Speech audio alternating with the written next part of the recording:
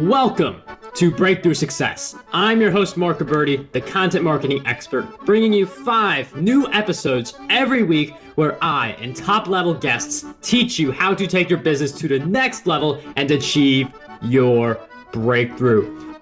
Hello, Breakthrough Success listeners. I just wanted you all to know before the episode actually starts, I've been working a little bit behind the scenes to give you something really special. So a while ago, I wrote my book, Content Marketing Secrets, which helps people create, promote, and optimize their content for growth and revenue. And I just put the finishing touches together to offer that for free to anyone who is interested. So if you want your free copy of Content Marketing Secrets, all you have to do is head over to markgabberty.com/book. Now, let's jump right into the episode. We all have messages that we want to spread, and one of the best ways perhaps to spread those messages is through public speaking. Now, I know some people, they may fear public speaking. We're going to talk a little bit about that during this interview. We're also going to talk for the veterans here, for veterans who, as in like they've been public speaking for a while. How exactly do we get better at spreading our message, incorporating storytelling, all of that fun stuff when we have these public speaking gigs? So we'll tackle a little bit of all of that in this episode. So today's guest is a speaker, speech writer, speaking coach, and author of What's Your Message? Public Speaking with Twice the Impact Using Half the Effort. He shows leaders how to use vivid messages for greater success. He has developed corporate presentations for dozens of top 100 companies and coached speakers, CEOs, and other presenters to make their messages more powerful. When he is not speaking, coaching, or writing, today's guest consults on message management. Today's guest for episode 258 of the Breakthrough Success Podcast is none other than Cam Barber. Cam, it is such a pleasure to have you on the show. G'day, Mark. It's great to be here. Cam, I'm really looking forward to this interview because public speaking is such a powerful way to spread your message, really build your authority, and we're really going to dive into that. But before we do that, I'd like to get a little backstory. So can you tell us a little bit about why you focus on public speaking when it comes to spreading your message and why you help others with that?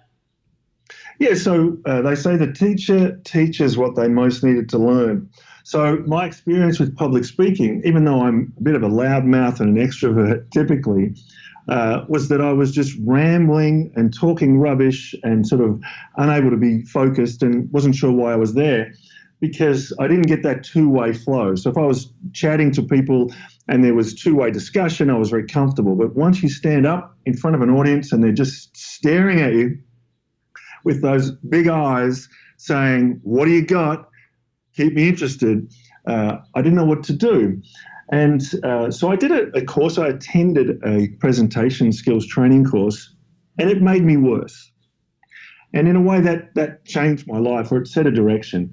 Because what I was taught was that I had to follow a whole list of rules to be an effective public speaker. And a lot of it was about body language and voice, and I couldn't just be myself. And the harder I tried to follow those rules, the more self-conscious I became. And you can't think clearly, which is really one of the goals of public speaking. Think clearly, speak clearly. You can't think clearly when you're that self-conscious and you're worried about the gestures. I'll give you an example. We were videotaped in this training, and our ums and ahs were measured, fine. And our number of gestures were measured, and we were told that the optimum number of gestures was 6 per minute. And I was videoed doing 60 per minute. So you have this culture of training, which is basically, let's find out how many mistakes you're making and tell you to stop doing those mistakes. And if you stop making the so-called mistakes, you'll be able to engage an audience. It's a dumb idea, Mark, and it doesn't work. It doesn't really matter what your style is or if you're loud or you gesture a lot. What matters is, are you able to engage your audience? And the best way to do that is to distill key ideas into messages. And that's where it all began. I was a sales manager at a radio network, and I had to present all the time marketing programs to clients. And when I realized that it was about distilling ideas into key messages, I knew what to do, I had purpose, and I became a much better speaker. And it's interesting how you talk about engaging as the focus, where like you could talk about like style and like very technical things, but at the core, it's how you engage with your audience. And I feel like that's a very important distinction that we need to be making, where it's easier if we just focus on the level of engagement. Then if we really want to fix things like gestures and things like that, we can do that, but we get the engagement down first and continue from there once we have that really strong foundation. And one of the things I do want to ask you is, well, like, how exactly do we become better at public speaking and being able to communicate our messages? Yeah, so I urge people to think about the world from a messaging point of view. Now, one of the best ways to do this is to be attacked, so to speak, right? This is what I do as a consultant. I attack my clients' messages with pretty much words like, so what? Who cares? So let's say you put an outline together of your speech. Just imagine your audience is saying, so what? Who cares? And that one idea can change you from a boring speaker to a fabulous speaker. I'll give you an example.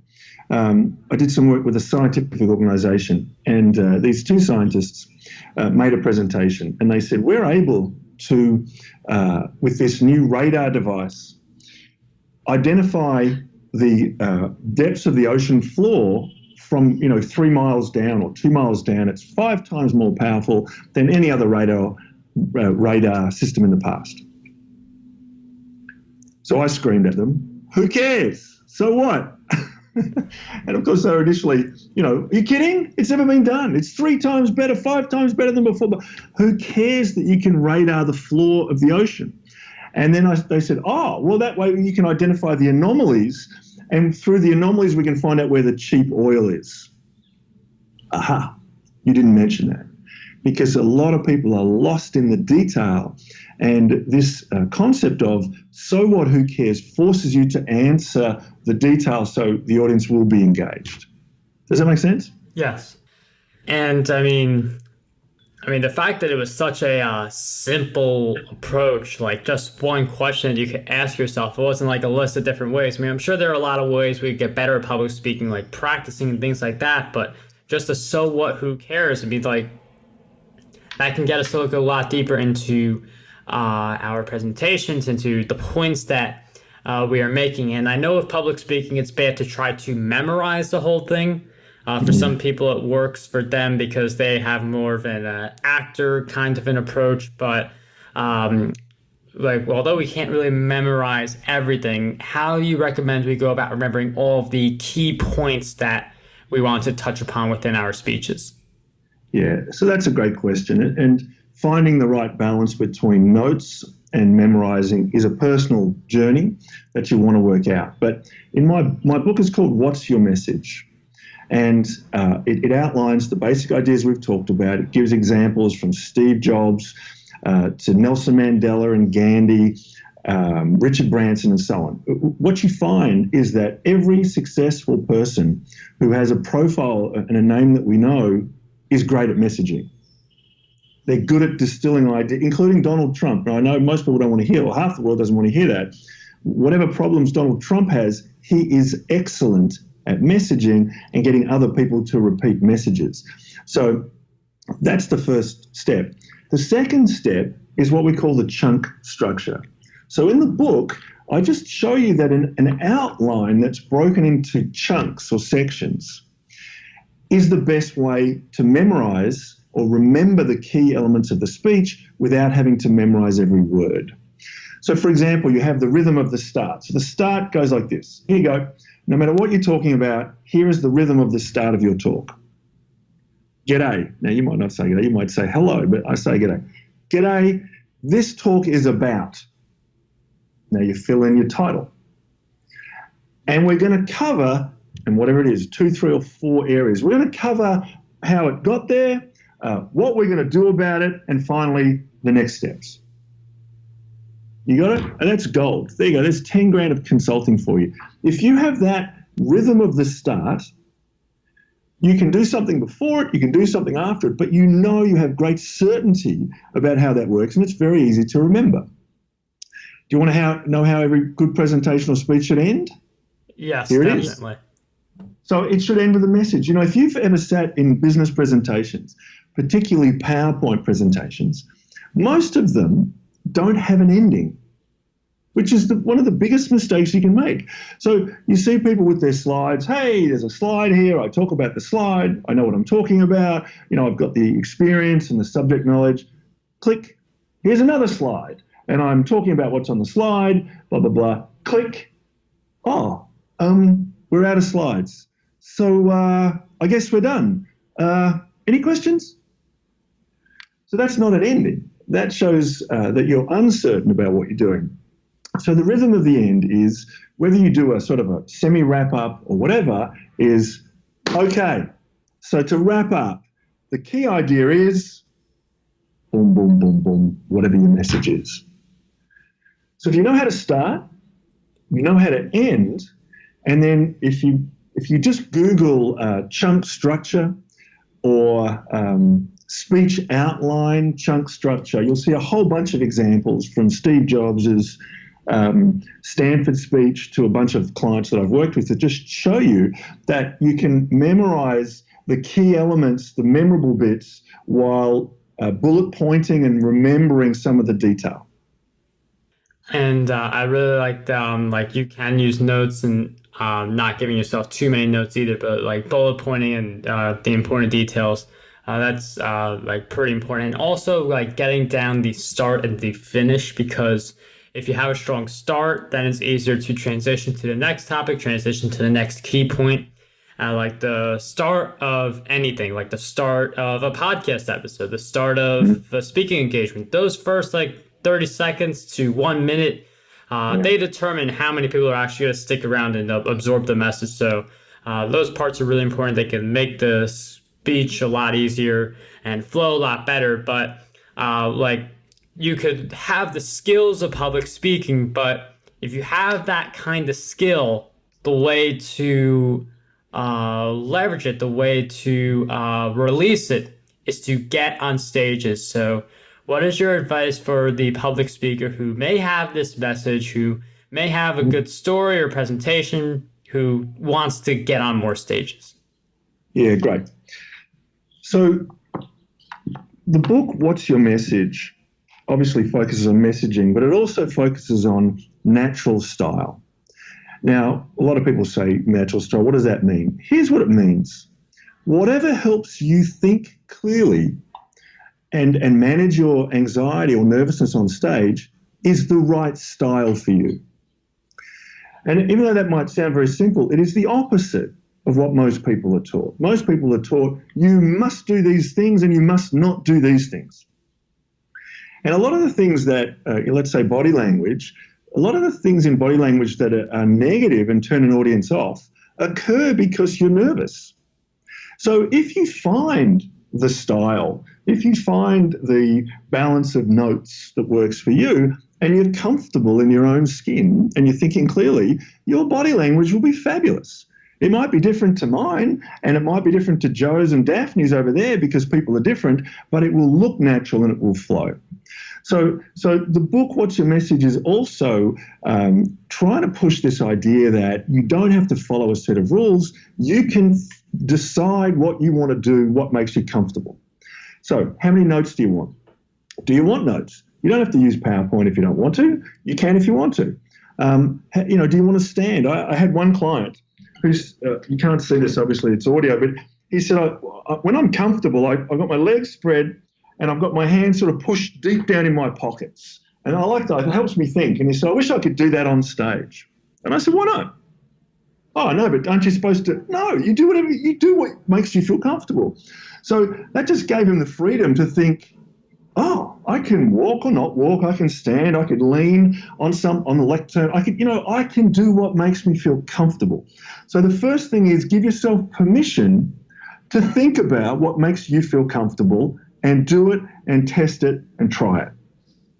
And I mean, I really like how we're going back to this personal style because Like in the example you mentioned, your client preferred to have his hands in his pockets, and in some cases, we just have to follow a style that maybe like not everyone's doing. Maybe it would just be us. Maybe it's something where like if you go to someone else, like you hear it's a bad idea, but we do have to embrace our own style, feel more comfortable with who we are as we're delivering our message, because it's a lot harder to deliver our message when we're delivering it in someone else's shoes and someone else's style. So I really like that emphasis on the style that we continue to develop. And I mean, as we do get on stages, like that style becomes more and more important for us to own as our own. And one of the things I want to talk about with public speaking is that some of the speakers use public speaking as a way to sell their products on the stage, and that's how they make their revenue. So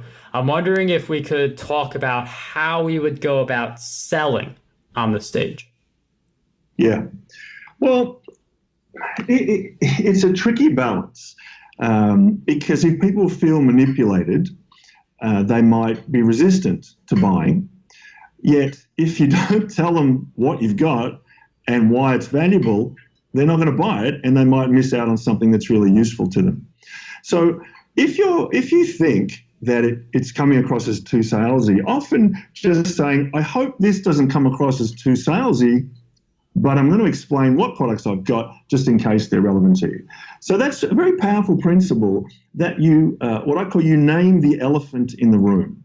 So, or another thing we call it is you may be thinking. So if you're worried that the audience is thinking X, Y, Z, then you say, look, you might be thinking this. I understand that some people might find this too salesy, but I've had a lot of people say, why didn't you explain what you had on stage? So here I am, I'm just going to explain it, take it or leave it. Of course, there are other ways to do it. There are some very structured techniques that I've seen people use on stage, and they can work too. I think you just got to make sure you walk the line, the balance between a structured approach to selling, and if people think you're using techniques on them, they switch off. It's a fine balance, and you've got to sort of test it out yourself. Let me just run through. There are 5 principles that I outline in the book, What's Your Message? And I think it answers some of the questions we've already talked about. So the first is, all anxiety is caused by uncertainty. This is a wonderful principle, and it obviously guides the natural style approach that we were talking about, and it also guides how hard you want to sell. Because if you are feeling, I really am manipulating these people, or I think they're going to hate it, then that might come across in your voice. So what is the right balance that helps you feel certain about what you're doing? And I mean, like you talk about that balance, which is, it'd just be good to mention the offer. That is something that you definitely have to do. But overselling it, different people have different balances. Part of it depends on the audience, part of it depends on the speaker. But we do have to figure out what that balance is for us. And a lot of that is through practice, and you'll get a better idea as you practice more, you present more, and you see the results you get based on whether the attendees buy the product you have or not. And that's right. Can I give you another tip there? Sorry to interrupt. Go for it. No. Here's a simpler, shorter, better messaging example. Imagine your audience, after they've finished listening to you speak or heard your podcast, an hour later, chatting to a friend over coffee, and they say, I'm thinking of buying this product because. What's the because line? That's your message. Find the message that is going to be transferred on and that is exciting enough to your audience. That's the power of messaging. You see, even if people are eager to buy something on the spot, but an hour later, a day later, a week later, they can't remember why, or they can't explain it to someone else, that will have less impact. Whereas if you give them that message that they can justify, that sticks in their mind, you're going to go a lot further. And I really like finishing that because, that's a very valuable way to figure out like how to frame your messaging, how to sell more on the stage. There are some people who I also want to address, breakthrough success listeners, who they they are public speakers or they want to get on more stages. They feel like something is holding them back. So I'm wondering, what do you believe holds most people back from being able to get on more stages and effectively communicate their message? Principle number one, uncertainty is the cause of all anxiety. So, and you've got to ask yourself why you're uncertain, but here are some of the most common answers. You've got 100 ideas and you haven't sorted them into the top 5, or you don't know how to structure your talk and it's a mess, and therefore you can't go forward with that uncertainty and that mess in your head. So there are 2 things in this instance that help. One is pull out the key message. Say it out loud. Test it out loud to a wall, to a mirror, to a chair, to a friend, to your audience. Get some certainty about that message. Then structure your ideas in what we call the chunk structure. Again, Google chunk structure or speech outline chunk structure, and you'll find a bunch of visual examples. So let's say you've got 3 sections. So, hey, we're going to talk about, the problem. Secondly, we're going to talk about the options that you could follow. And finally, the recommended solution, or something relatively simple like that. And that will help you sort your ideas, and you'll find that you can get some real certainty, this feeling in your gut and in your mind that I know what I'm there to get across, my message. I've tested it out loud. That helps me have more certainty. And I know how I'm going to do it. I'm going to go through these 3 sections, and I've bullet pointed each section, and there's a key point for each section, and I know how I'm going to end.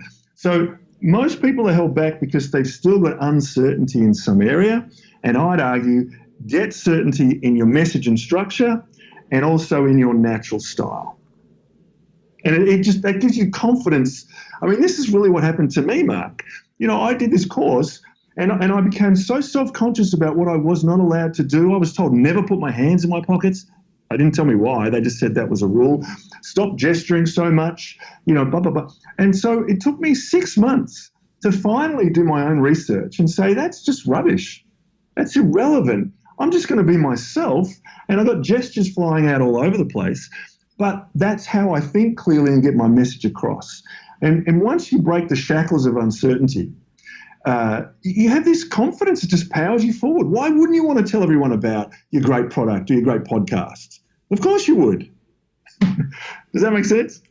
Yes, and I really like how you mentioned that uncertainty, which is something that we have to tackle first. It's something that, if we tackle that uncertainty, it's easier for us to pursue our goals, and in particular the public speaking goals that we may have for ourselves. So I would take that principle to heart. I would think about what are some of the things I feel uncertain about, and then just figure out how I can change the situation, how I could be a little bit more productive in that area, and what I could do to move forward. So I really like that insight. And one of the things that I want to tackle also is the people who we were just addressing people who are public speakers, who they just want to get on more stages. They want their message to they want to have a bigger impact when they're on stage too.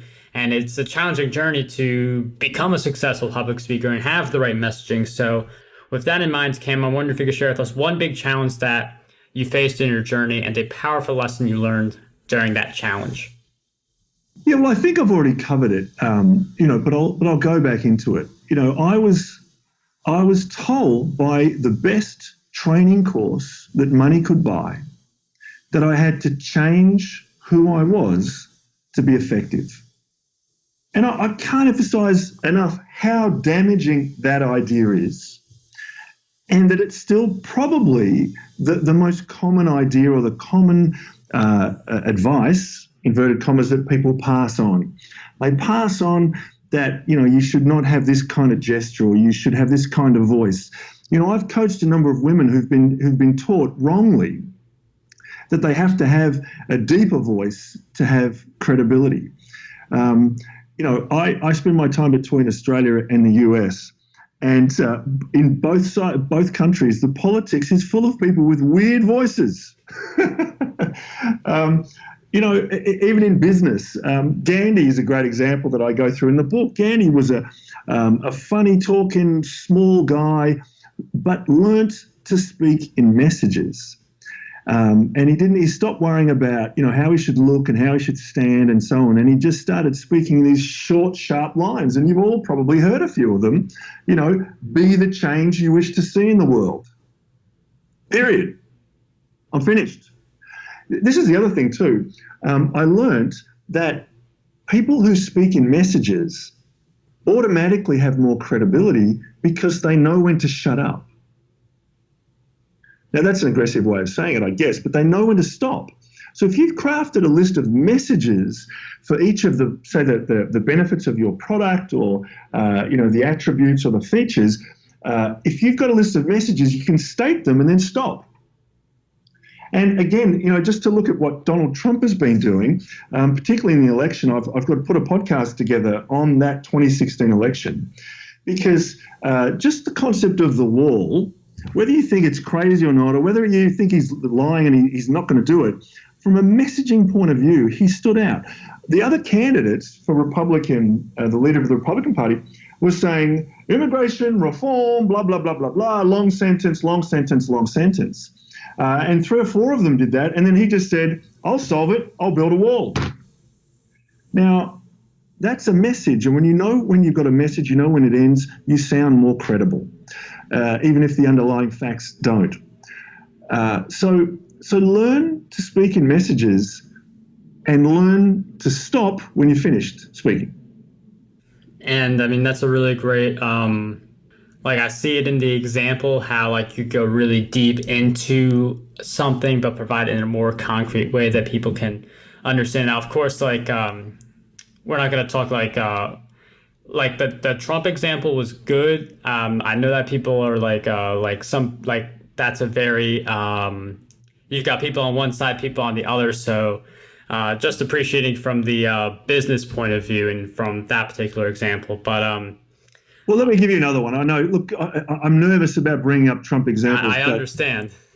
Here's another one. Steve Jobs. Steve Jobs is the god of messaging to me. And the book has, I think, 4 or 5 examples of Steve Jobs leaving messages in our mind. And that's after I cut out a few examples. And one that most of us know is 1,000 songs in your pocket. Yeah.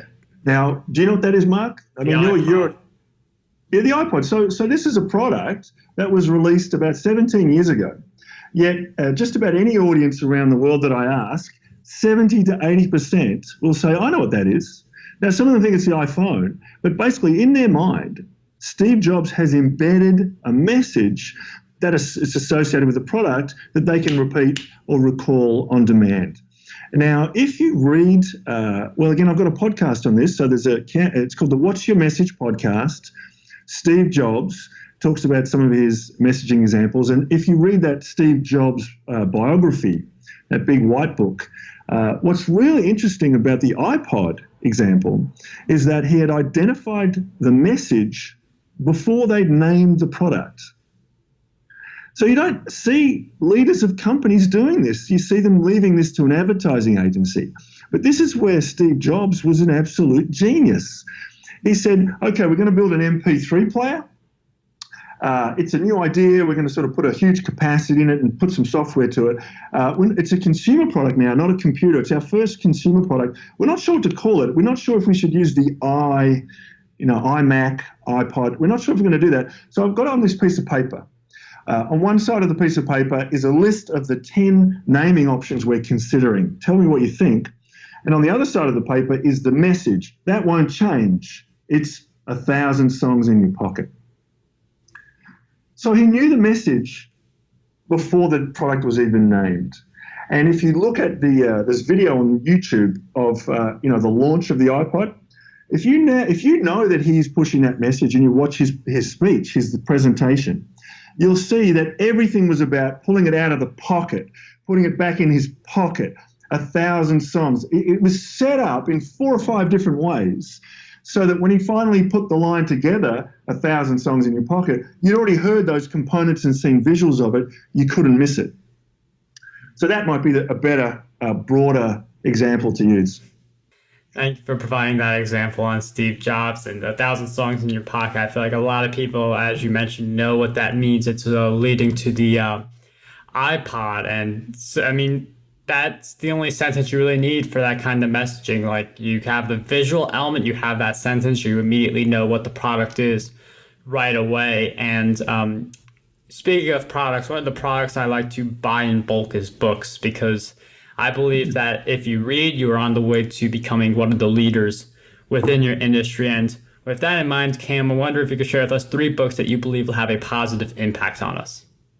Yeah, books, just on the concept of books, for $20 or $10, you can just get some amazing content. And there's a lot of crap books out there too, but, I wholeheartedly agree, and I've just got way too many on my bookshelves. I'm a big fan of Getting Things Done, which is the productivity book by David Allen. It takes a little bit of time to sort of organize your life around it, but he speaks in messages. And the basic idea is that you shouldn't use your brain to store information. You should use your brain to think creatively. So you need a system to store and sort information. And one of the lines, again, a message he uses is mind like water. So he does jujitsu. And apparently that's one of the lines. Your mind needs to be like water and clear. You're not going to win a jiu-jitsu tournament if you're wondering whether you left the iron on.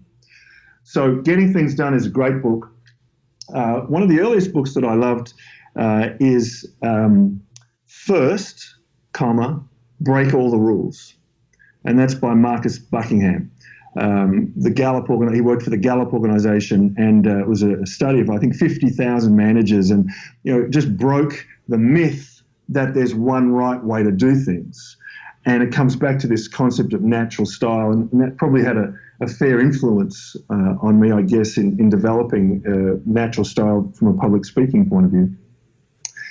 And then the classic, The 7 Habits of Highly Effective People. It's another old one, but not all 7 habits are fabulous. But begin with the end in mind is habit number something or other, number 2, I think, which is what you want to do with your speech or presentation. What's the message? The message is the ending.